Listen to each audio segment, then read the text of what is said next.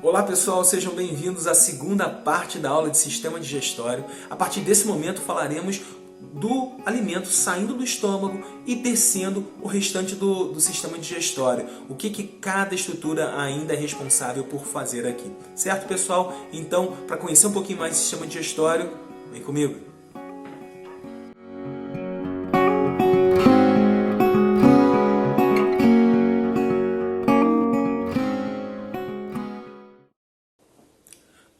Bom, esse alimento que é trabalhado no seu estômago, ele chama-se de quimo. No momento em que eu tenho o quimo formado, eu tenho o alimento totalmente trabalhado pela acidez estomacal e esse alimento precisa sair do estômago e ir para a próxima parte do meu sistema digestório, que é o meu intestino delgado. Mas antes de descer para o intestino delgado, tem uma curiosidade interessante aqui.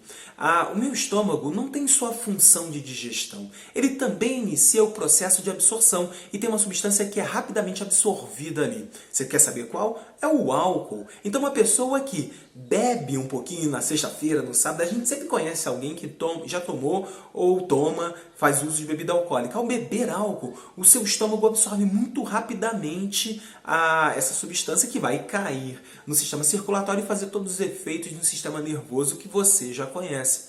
Então uma pessoa tem a possibilidade de ficar bêbada muito rápido por conta exatamente do sistema de absorção dessa substância, que já é logo de cara no estômago. Basta passar pela boca, pela faringe, descer o esôfago, pronto, está no estômago, é absorvido. Não é à toa que algumas pessoas que já têm traquejo com esse tipo de bebida costumam beber e comer comidas gordurosas, o que dificulta a absorção dessa substância pelo estômago e retarda um pouco o efeito dele no nosso sistema nervoso central, no nosso cérebro.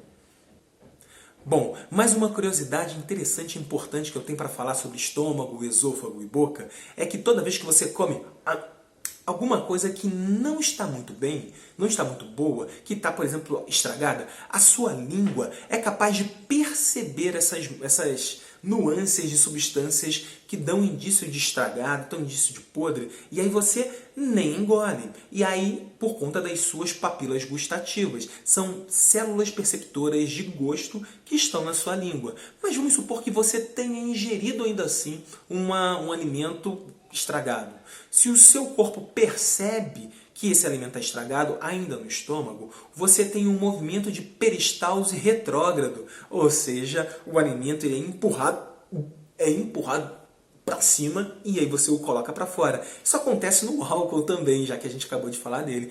Toda vez que uma pessoa bebe em grandes quantidades, ela tem ânsia de vômito e o vômito propriamente acontecendo. O nosso corpo percebe o excesso dessa substância tóxica e ele começa um processo de peristalse retrógrada, peristalse num sentido contrário, e joga o excesso de álcool para fora. E aí você joga ele e todo o miojo, e todo o fandangos, enfim, todos os alimentos que você comeu junto com aquela bebida alcoólica. Bom, depois desse momento nojeira da nossa aula, a gente continua a descer com esse quimo, que ele vai direto para o meu intestino delgado. Diferente do estômago, o intestino delgado não tem um pH ácido. E quando ele chega ali, ele chega ácido, porque ele traz um pouco desse ácido clorídrico com ele. No momento em que ele chega no intestino delgado, na sua primeira porção, chamada de duodeno, o intestino delgado é separado em duodeno, jejuno e íleo. A primeira porção é o duodeno. Quando ele chega no duodeno, uma informação é lançada direto do intestino para o pâncreas. E o pâncreas passa a produzir uma substância que vai basificar, que vai neutralizar um pouco o pH desse quimo. Essa substância é o bicarbonato. Então esse pâncreas, no mesmo momento, começa a lançar no intestino delgado, no duodeno, uma série de jatos de bicarbonato, tornando o pH mais propício para que as enzimas do próprio pâncreas possam funcionar. Então o pâncreas torna o meio deixa o meio no pH perfeito para o seu funcionamento, então ele começa a liberar diversas enzimas. Vou liberar Tripsina, por exemplo. Tripsina é uma substância que vai quebrar aquilo que ficou da proteína, vai liberar a amilase pancreática, que vai continuar o processo de quebra do amido, vai liberar nucleases, que vai quebrar material genético, enfim, vai liberar uma série de enzimas com ação sobre aquele bolo alimentar, levando a uma completa fragmentação dos nutrientes que lá estão, para que eu possa absorver. Mas existe uma substância que precisa ser separada em gotículas antes da ação das enzimas do pâncreas. Que substância é essa? É o lipídio que eu ingeri. É toda a gordura, é todo o óleo que eu ingeri no meu alimento. Então, para que isso aconteça, o meu fígado vai entrar em ação. O fígado produz uma substância chamada de bile. A bile se armazena na vesícula biliar e toda vez que o quimo chega ao intestino delgado, que chega ao duodeno, essa bile ela é liberada e ela emulsifica. Emulsificar não é digerir. Emulsificar é fazer uma separação em pequenas gotículas para melhorar a ação, para aumentar a área de ação das enzimas produzidas pelo meu pâncreas. Então, se eu estou falando de lipídios emulsificados, qual é o nome da enzima que vai quebrar lipídios, que vai digerir lipídio? Bom, beleza, se você lembrou bem da aula de lipídios, da aula de enzimas, a gente está falando das lipases. Então, lipases serão produzidas pelo pâncreas para poder digerir, agora sim, esse lipídio. Então, veja só, pâncreas e fígado vão produzir substâncias que vão facilitar o processo de digestão. E é claro que mais substâncias são produzidas também pelos enterócitos, ou seja, pelas células do meu intestino delgado. Mas aí todo o processo de digestão começa a ter fim. Então, aquele quimo, ou melhor, aquele alimento processado lá do meu estômago, já pré-trabalhado por conta da enzima que lá reside, da acidez daquele órgão, quando ele chega ao intestino delgado, ele passa então a sofrer a ação das enzimas do próprio intestino, do pâncreas, e passa a ser emulsificado pela substância produzida pelo fígado.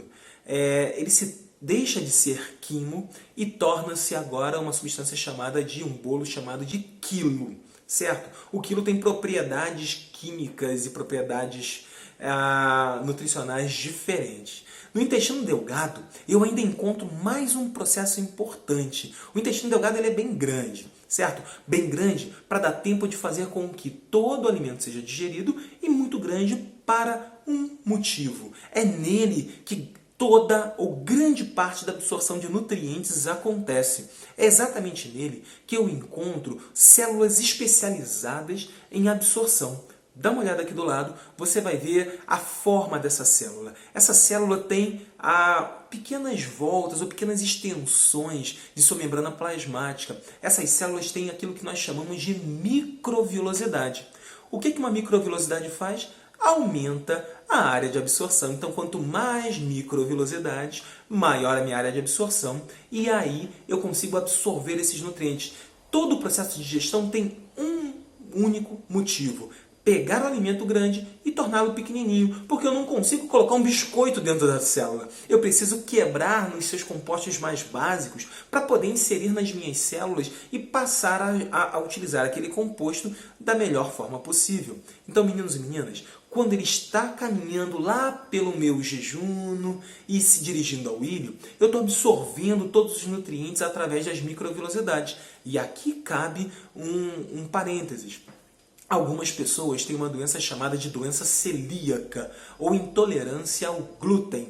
Bom, essas pessoas que têm doença celíaca, quando comem algum alimento com glúten, elas têm a destruição parcial dessas microvilosidades. E aí você já consegue imaginar o desespero que vai ser para essa pessoa. Ela vai ter vários sintomas, desde diarreias, gases se acumulando no seu intestino, até problemas de pele ela pode ter, mas o que vai se estabelecer de muito importante é que ela vai ter dificuldade de absorção de nutrientes. Então ela precisa se alimentar de coisas que não tenham glúten, e é muito difícil hoje.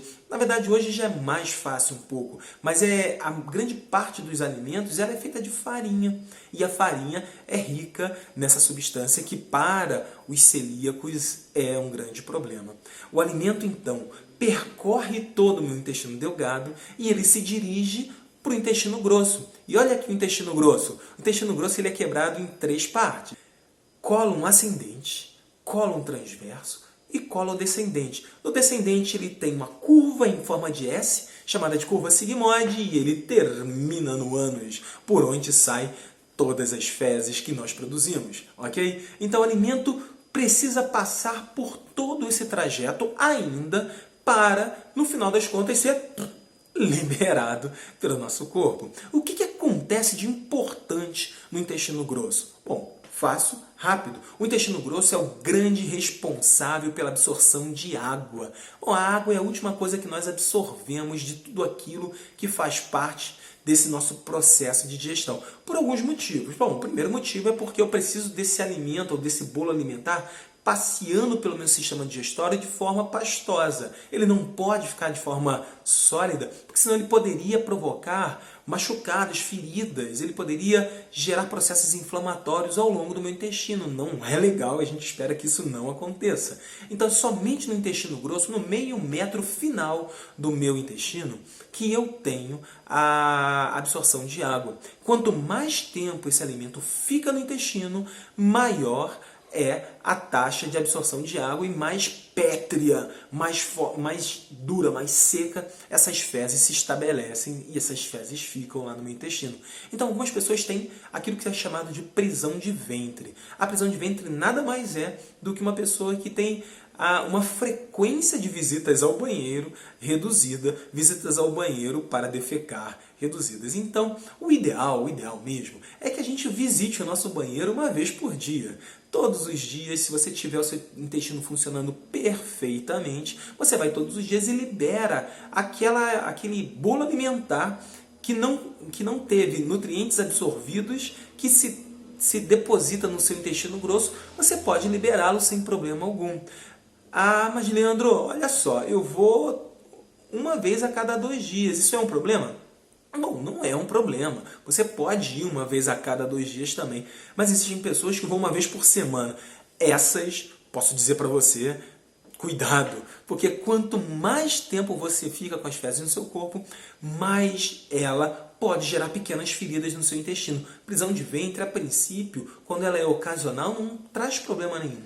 Mas quando ela é um evento que acontece frequentemente, ela aumenta a chance de doenças intestinais, inclusive de câncer de intestino. Então, muita atenção. Se você tem prisão de ventre, beba bastante água, faça bastante exercício e coma muitos vegetais, porque as fibras dos vegetais são importantes para dar mobilidade no meu intestino, fazendo com que as fezes saiam normalmente, tranquilamente. Certo? Então, depois disso tudo, espero que você tenha compreendido a trajetória e a função de cada parte do meu sistema digestório. Bom, espero que vocês tenham compreendido todo o sistema digestório. Vou continuar comendo meu biscoito aqui. Não esqueçam de fazer suas anotações, não esqueçam de acessar o caderno, fazer esquemas, porque isso é muito importante e ajuda a fixar. Mapas conceituais são importantes. Se você não sabe fazer, por favor, comece o mais breve possível, porque eles ajudam a organizar todo o conteúdo na cabeça. No mais, um grande abraço, até mais, tchau, tchau.